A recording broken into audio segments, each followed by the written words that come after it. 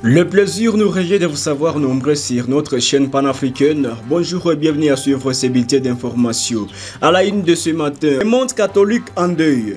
Le Vatican vient officiellement d'annoncer le décès du pape François ce lundi 21 avril 2025 à l'âge de 88 ans.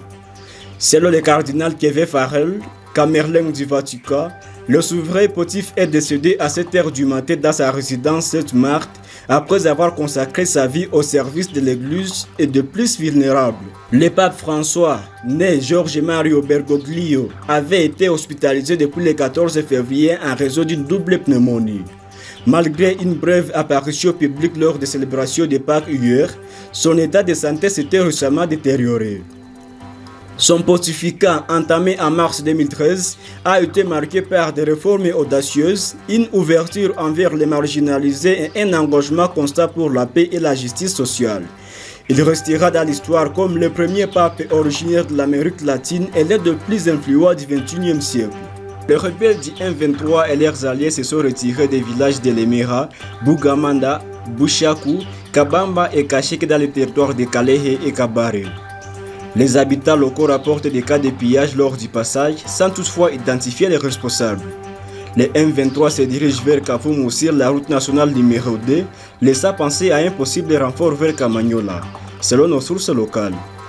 Un couple a été assassiné dans la nuit de samedi à dimanche dans la forêt de Kibati, en groupement Luberiki, territoire de Walikale au Nord Kivu.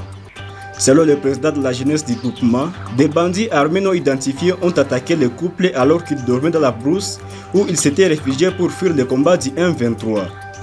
Plusieurs sources administratives à Walikale confirment l'information sans donner plus de détails. La cause de l'assassinat reste inconnue. La zone de Kibati est actuellement sous contrôle des rebelles du M23. La situation politique en République démocratique du Congo est en ébullition. 2 jours après l'arrivée de l'ex-président Joseph Kabila à Goma, ville sous contrôle des rebelles du M23, Kinshasa a lancé une offensive judiciaire contre lui et ses proches. Le gouvernement accuse Kabila de haute trahison pour son implication présumée de l'agression rwandaise via le groupe rebelle AFC M23. Des poursuites judiciaires ont été engagées contre l'ancien président et ses biens ont été saisis. La semaine dernière a été marquée par l'arrestation de plusieurs officiers des forces armées burkinabées. 2 d'entre eux ont été relevés de leurs fonctions de chef de corps. Alors qu'aucune communication officielle n'a été faite à ce sujet, des soutiens de la junte évoquent une tentative de coup d'État.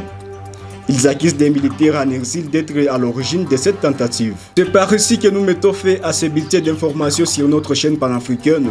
Merci de l'avoir suivi. On se fixe un rendez-vous à 13 h pour le développement de ces informations dans la grande édition. N'hésitez pas à vous abonner si vous ne l'avez pas encore fait et surtout, bon début de semaine chez vous.